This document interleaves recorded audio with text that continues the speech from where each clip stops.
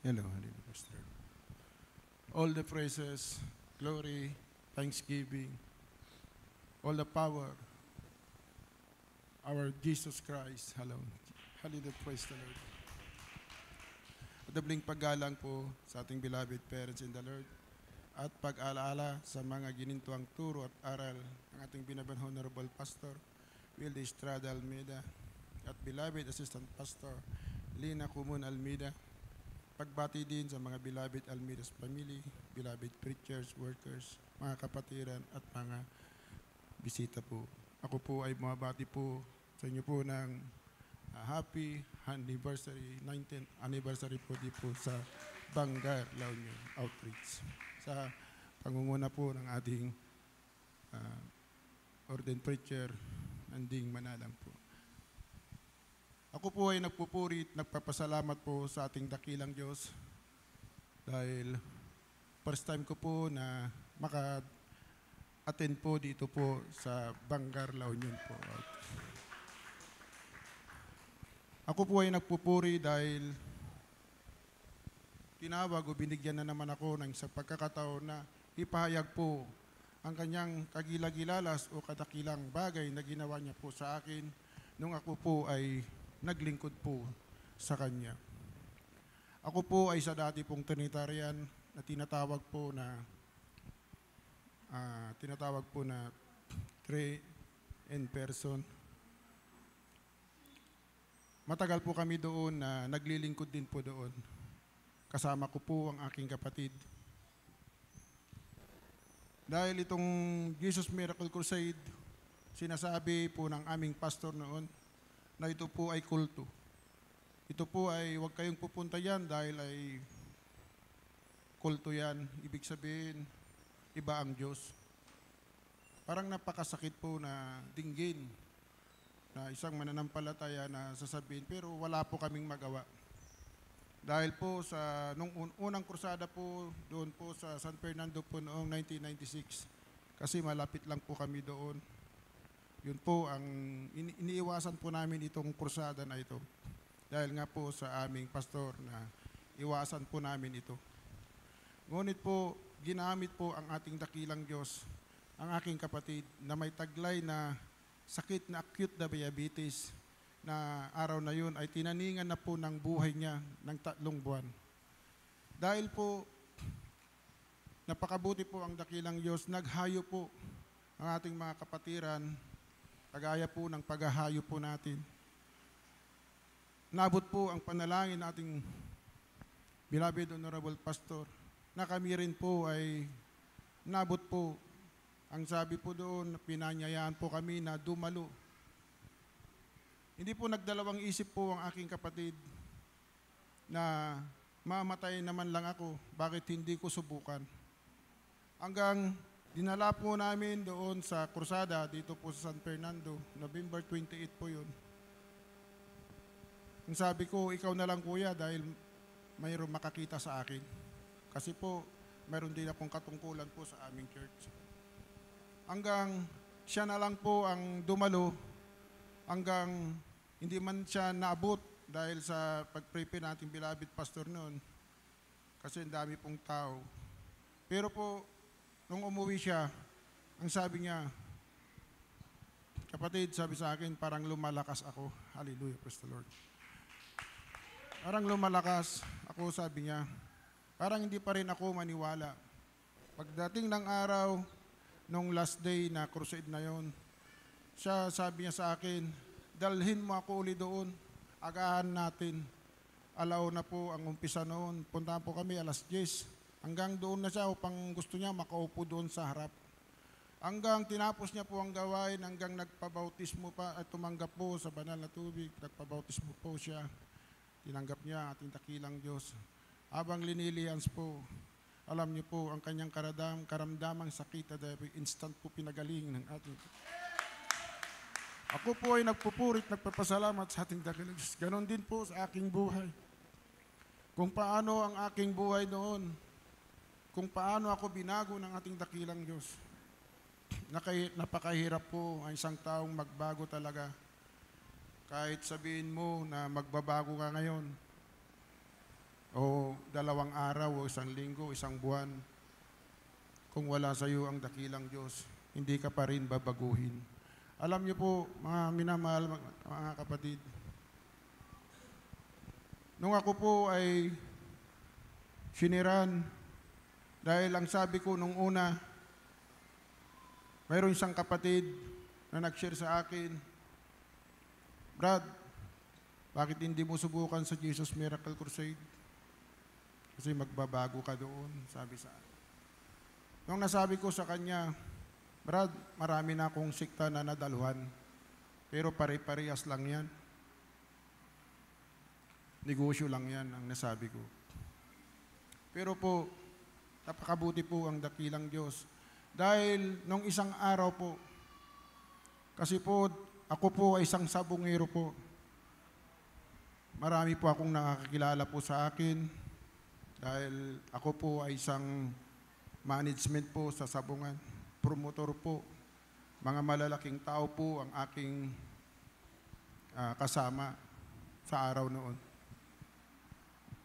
Walang hindi po nakakilala. Sabihin mo lang si ganito, kilalang kilala po nila ako. Alam niyo po mga minamahal, nung araw na yon, nung dumalo po ako sa banal na gawain dito po sa P. Burgos, ito po sa dako po ng San Fernando.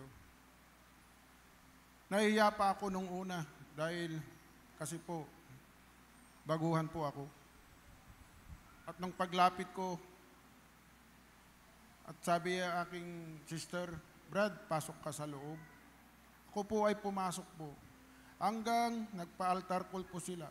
Alam niyo po, iyak po ako ng iyak, ating dakilang Diyos. Na para po akong bata na nagsisisi. Hanggang tumanggap po ako ng bautismo sa tubig na ating pinakamamahal na Panginoon. Ang aking bisyo na yan, hallelujah, praise Lord, ay unti-unting inalis ng ating dakilang Diyos. Praise the Lord, hallelujah. Ako po ay nagpupurit, nagpapasalamat dahil ganun din po ang aking pamilya. Ang sabi po ang dakilang Diyos, gagamitin ka at ang mga loved ones mo ay maliligtas din. Totoo nga po. Ang aking loved ones, nung una, hindi po rin sila naniniwala na ang dakilang Diyos ay nagpapagaling. Ang dakilang Diyos ay nagbabago ng buhay. Hallelujah, praise the Lord. Nung sila po ay sinisiran ko, hindi po sila maniwala. Pero po, napakadakila po ang ading dakilang Diyos. Nung sila po ay mayroon silang taglay na karamdaman, alam niyo po, hindi nila alam kung saan sila pupunta dahil pandemic po noon. Pero po, napakadakila po ang ating dakilang Diyos, unang dalangin ating beloved pastor. Nung sila po ay sabi ko sa kanila, kayo ay magsisi. Sabi ko, lumuhod sa ating dakilang Diyos. Magsisi kayo ng makadiyos na pagsisisi. Itaas niyo yung mga kamay, sabi ko. Nung unang dalangin, beloved pastor, nung aking inunat aking kamay, kinas out ko yung demonyong sakit na yan na COVID. Ito'y instant pinagaling ng ating dakilang Diyos. Napakadakila po ang dakilang Diyos. Ganin dun po sa aking kaligtasan o sa aking kung paano ang mahal Panginoon, iningatan niya po ako. Alam niyo po, kami po ay nadisgrasya po doon sa banda po ng Agoo. 6 po kami ang sakay. Nung nawalan po ng preno ng aming sinakyang tricycle, sabi po sa akin mga kasama, kapsat tumapwaktan tamatay tayon ko na da kanya. Ngemti ko na saan ko na panunot ko dagiti naisip ko yung mga patutuo ng ating mga beloved na kung sa pangangaral ng ating beloved pastor na sa kagipitan o sa sakuna, sambitin mo lang ang hallelujah, praise the Lord, at ikaw ay liligtas. Totoo nga po, abang kami gumugulong, hindi po ako nagdalawang isip na tumalon, hindi po ako natakot. Sabi ko, mahal na Panginoon, tulungan mo ako.